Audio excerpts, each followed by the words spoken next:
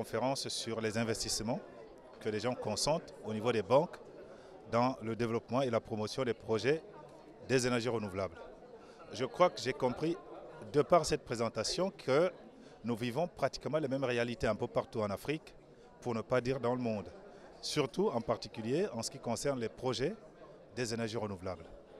Et en ce sens-là, nous avons, surtout moi qui suis monteur des projets, je me suis dit, est-ce que c'est une chose qui existe à l'international, de savoir que les banques ne s'intéressent pas de prime abord à tout ce qui est projet de développement des énergies renouvelables.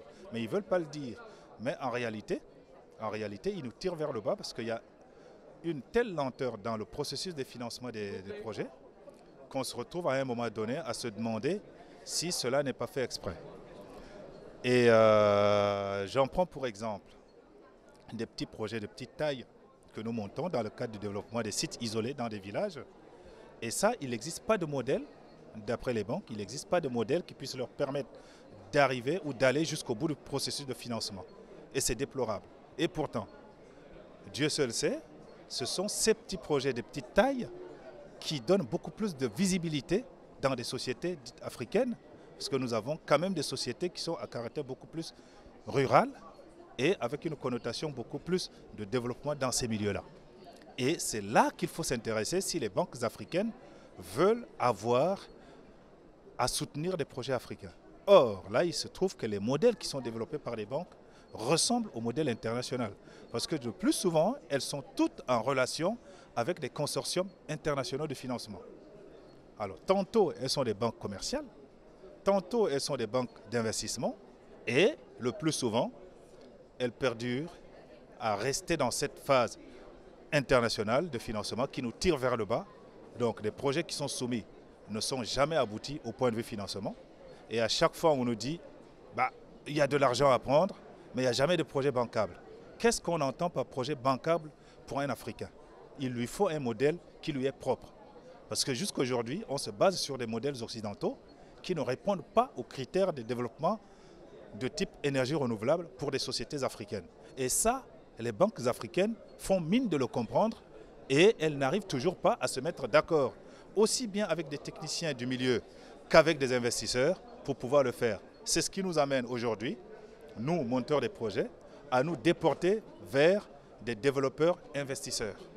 Je crois que c'est le seul modèle qui peut nous permettre de mettre véritablement en place des projets, qu'ils soient de grande taille ou de petite taille.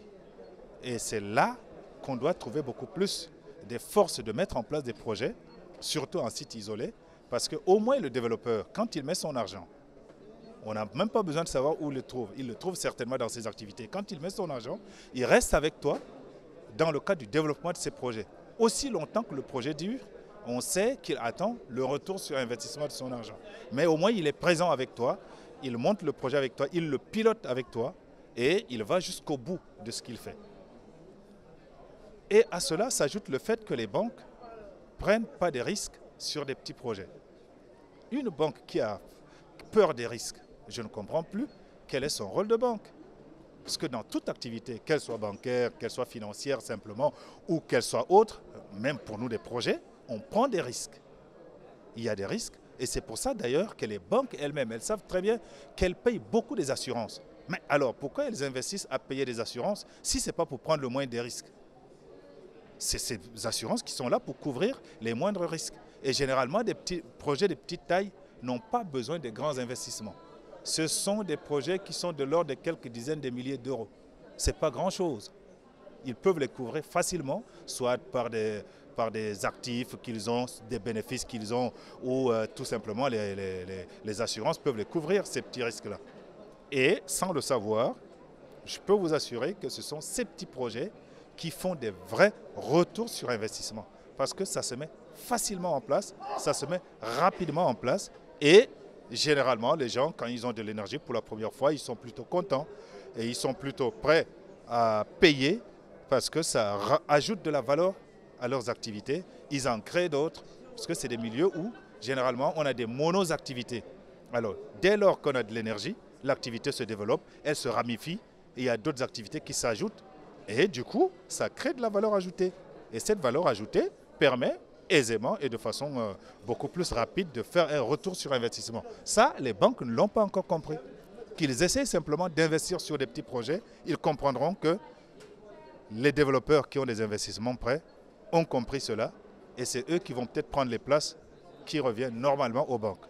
Voilà ce que je tenais à dire et je crois qu'il y a beaucoup d'exemples qui nous le prouvent et si les banques peuvent changer un peu de politique et surtout si elles peuvent arriver, les banques africaines, à développer un nouveau moule typiquement africain dans lequel tout le monde peut rentrer et de temps en temps, il faudrait qu'ils sortent un peu de leur moule pour aller rencontrer les monteurs des projets pour pouvoir bâtir ensemble. Je crois que c'est le seul modèle qui peut réussir si on veut faire avancer des projets de type énergie renouvelable dans les sociétés africaines.